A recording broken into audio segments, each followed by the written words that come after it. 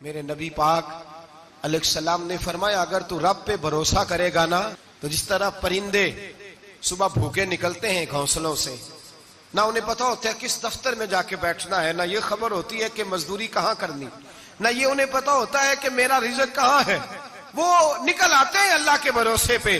نکلنا تیری ذمہ داری ہے، نکلنا۔ وہ نکل آتے ہیں اللہ کے بھروسے پہ۔ فرمایا جب نکل آتے ہیں شام کو واپس لوٹتے ہیں تو اللہ انہیں پیٹ بھر کے روزی عطا کرتا ہے۔ بھروسہ ذات خدا پہ، بھروسہ اللہ کی ذات پہ، رب کریم کی ذات پہ۔ بندوں پہ لوگ بھروسہ کرتے ہیں، دنیا داروں پہ، سیاستدانوں پہ، وڈیروں پہ، پھر بھروسے ٹوٹتے ہیں۔ بھروسہ اللہ کی ذات پر، اور جب اللہ کی ذات پہ تیرا بھروسہ ہوتا ہے نا تو میرے بھائی ان تنہائیوں میں جن تنہائیوں میں کوئی کام نہیں آتا، ان مجبوریوں میں جن مجبوریوں میں لوگ دامن چھڑا کے نکل جاتے ہیں، جب تیرا بھروسہ اللہ کی ذات پہ ہوتا ہے تو ان بیماریوں میں جن میں میڈیکل رپورٹیں جواب دے جاتی، ڈاکٹر ہتھیار پھینک جاتے ہیں، ان تنہائیوں میں، پریشانیوں اور آزمائشوں میں جو ذات پھر آگے بڑھ کے تیرا دامن تھامتی ہے وہ ذات خدا بندی ہی ہوتی ہے۔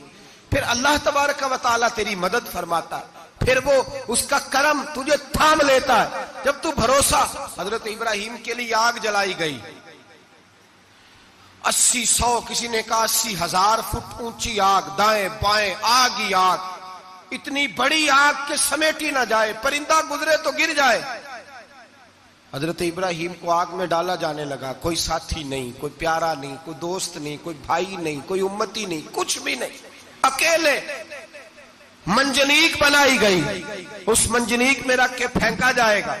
حضرت ابراہیم کو رکھا گیا، جب منجنیق میں رکھ دیا تو حضرت جبریل حاضر ہوئے، کہنے لگے ابراہیم کوئی ضرورت ہو تو میں حاضر ہوں، ایک پر ماروں گا آگ ساری ان کی طرف کر دوں گا۔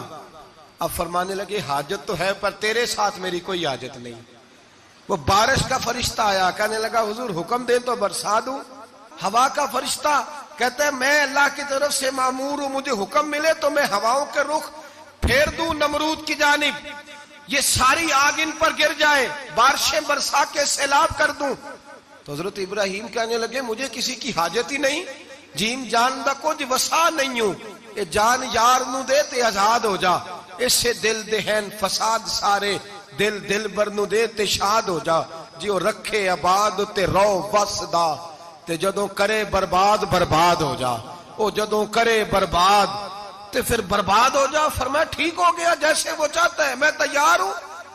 حضرت جبریل امین عرض کرنے لگے حضور میں آیا ہوں، مجھے حکم دے۔ فرمایا کوئی ضرورت نہیں تیری، آپ جائیے۔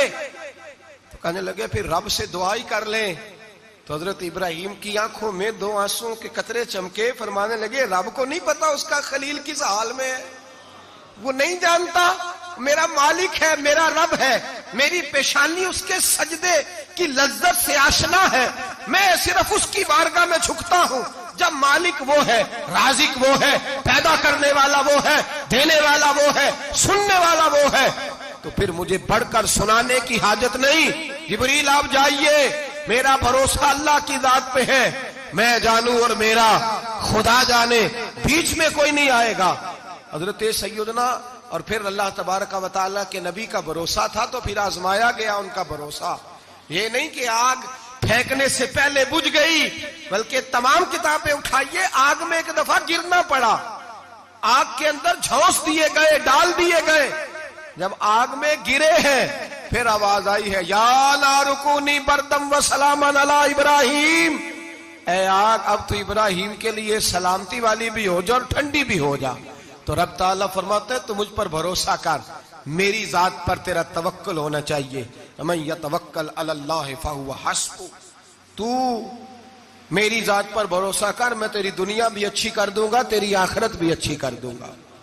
توحید باری تعالیٰ کا مطلب یہ ہے کہ اپنے آپ کو اپنے رب کے حوالے کر دیں، اپنے آپ کو اپنے، توحید کا مطلب یہ ہے کہ اپنے آپ کو اپنے رب کے بس اس کے حوالے کر دیں، وہ جس طرح چاہے اس طرح کریں، جو ہمارے لیے فیصلہ کر دے اس پہ سرے تسلیم خم ہے، جو مزاج یار میں آئے اس پر دیکھیں نا۔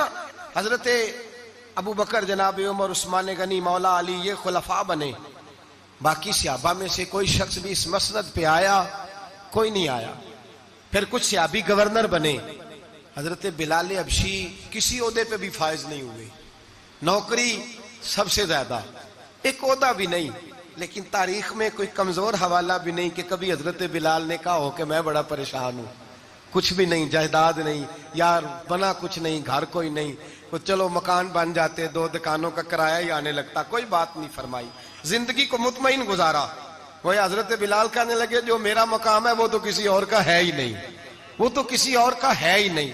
صحابی جہاں بھی تھے وہ کہتے تھے حوالے کر دیا اپنے آپ کو اپنے رب کے. حضرت فاطمہ بنت قیس ایک صحابیہ تھی، ان کے خاوند کا وصال ہو گیا. ایک امیر آدمی کا رشتہ بھی آیا اور نبی پاک صلی اللہ علیہ وسلم کے غلام اسامہ بن زید کا رشتہ بھی آیا. یہ اسامہ غریب بھی تھے، غریب تھے، غلام بھی تھے. رشتہ آیا. اب انہوں نے حضور کی رضا دریافت کی تو نبی پاک کا جھکاؤ غلام اسامہ کی جانب تھا.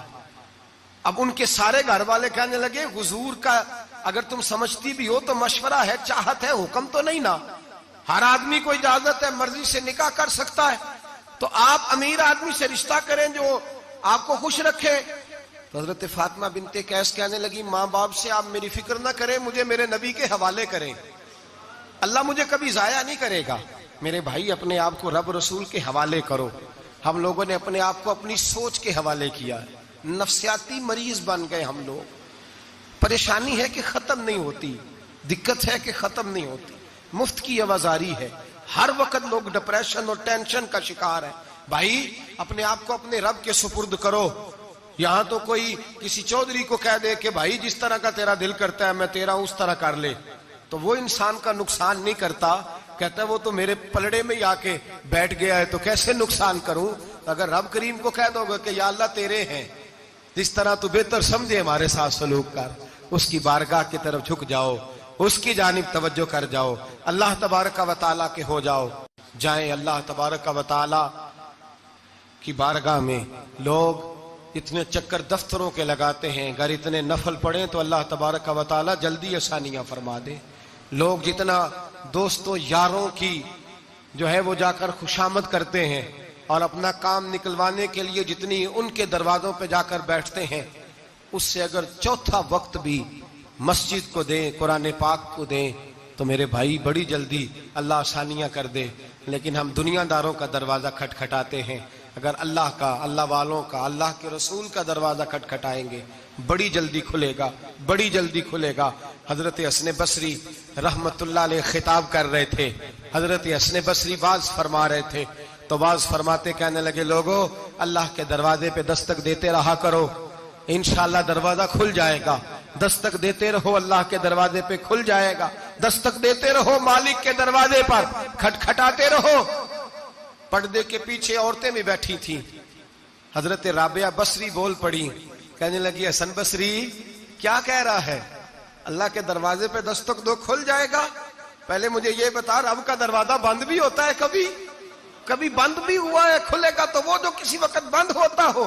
حضرت حسن بصری کی چیخ نکلی، رو پڑے، کہنے لگے حسن بصری تجھ سے زیادہ تو یہ بی بی رب کریم کو جانتی ہے، یہ عورت تجھ سے بڑھ کر اللہ کی معرفت رکھتی ہے، تجھ سے زیادہ جانتی. بھائی دروازہ خدا بندی پہ جھکیں.